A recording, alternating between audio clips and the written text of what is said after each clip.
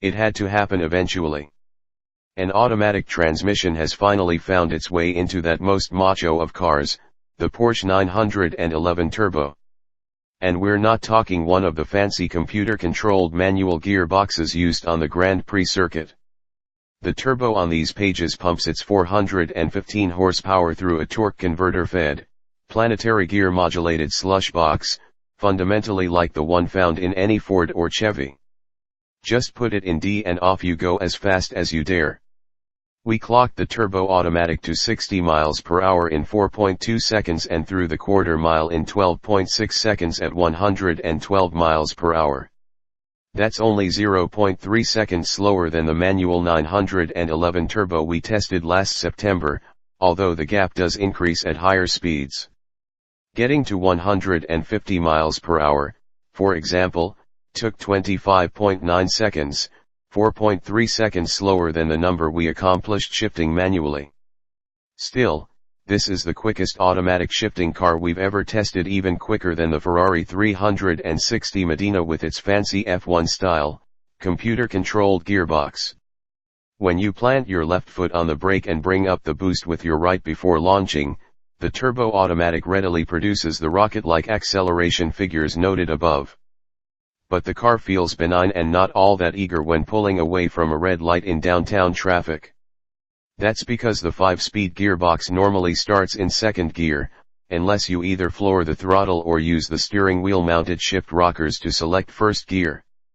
In second gear, before boost has had a chance to build in the 3.6-liter engine, the 3597-pound turbo's acceleration does not inspire awe.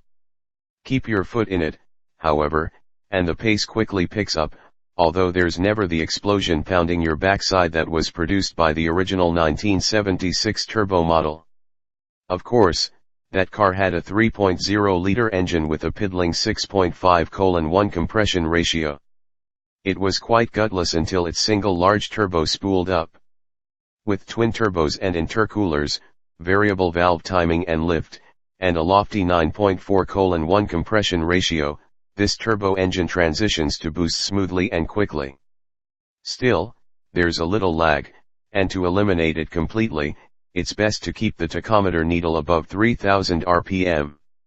That's where the automatic transmission, dubbed Tiptronic S and raising the price of the base turbo by $3,973 to $121,590, comes in.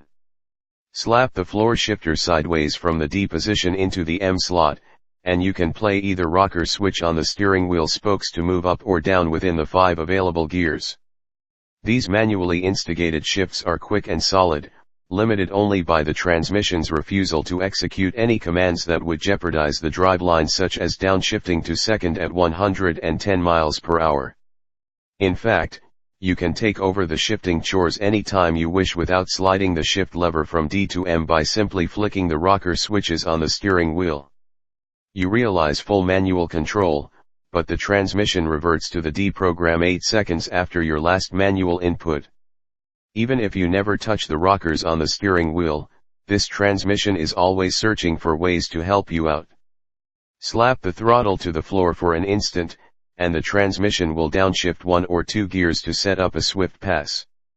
Lift off the throttle suddenly, and the transmission will delay the upshift, assuming that you are braking for a corner and want to stay in the lower gear. Recognizing when you are in a hard corner, the transmission will avoid shifting if possible. In fact, this gearbox has so many tricks to help you out that a weekend behind the wheel is not nearly long enough to identify all of them.